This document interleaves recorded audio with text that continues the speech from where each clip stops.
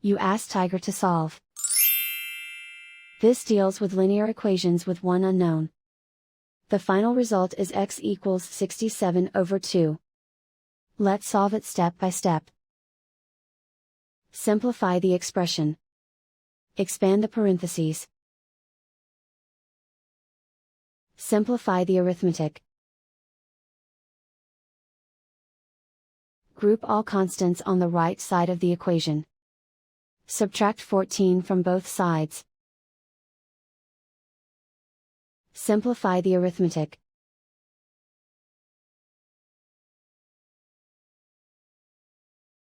Isolate the x. Divide both sides by 2. Simplify the fraction. And so the final result is x equals 67/2.